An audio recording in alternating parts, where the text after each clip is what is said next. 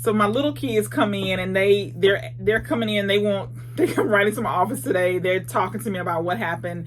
My son punched my daughter and she did something to him. And so I have two of my rules for them is to keep your hands to yourself and don't call each other names. And they had did both of them. And I was disappointed because I've been telling them for months, probably longer than that, don't keep your hands to yourself and don't call each other names. I realize how important it is, the words that we hear, particularly over and over again. I think about, when you hear somebody criticizing you over and over again, or you hear somebody calling you names over and over again, it affects you. It gets into your subconscious. And so I don't want that. I want them to make conscious decisions about what they're saying to each other. And two, I believe that God put us together for a reason, made us a family, made them siblings for a reason.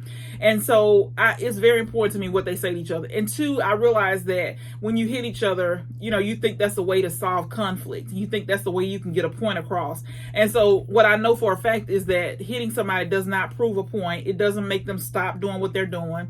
It may, depending on who it is. But I realize that when you hit somebody and you realize that that doesn't help, you can go to drastic measures. You will continue to do other things. Not only that, but you have anger festering. So you got to figure out, there's some things you got to figure out. Why are you mad? What happened? What can you do to change the situation? What can you do to change yourself? Because we can't change anybody else, right?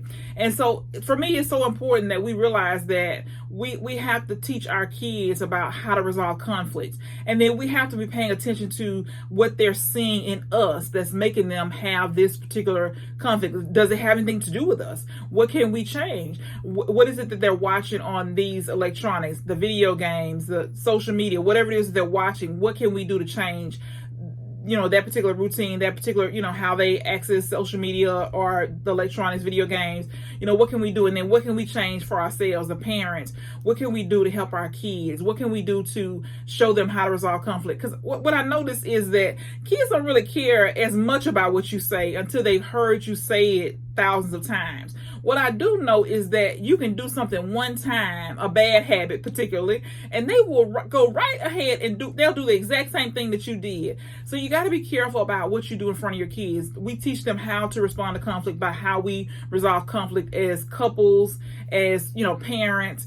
How do we yell? Do we scream? Do we curse? Do we whatever? Do we belittle our kids? What do we do when we resolve conflict? Because we teach them how to resolve conflict. So this kind of makes you think about evaluating yourself, right? Examine yourself to see, okay, what is it about me that makes them think this is okay? What have I shown? What have I displayed to these kids to make them think this is how we resolve conflict, by putting our hands on each other, calling each other names? And so, I always talk to my kids. I believe in not just spanking. I do believe in spanking, but I also believe that along with that spanking, there needs to be a conversation, right? There needs to be something said, on a regular basis, because just like God tells us things in the Bible over and over again, we learn by hearing repetition. So we need to hear it over and over again. And so I believe, there's a conversation that needs to be had, and then there's repeat conversation that needs to be had. And so typically we don't do what God tells us to do the first time.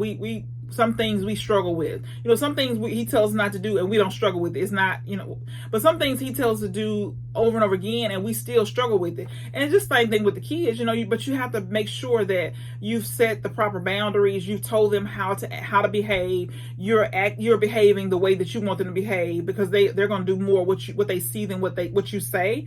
And so it's important to just to always be thinking about, the example that we're setting in front of our kids.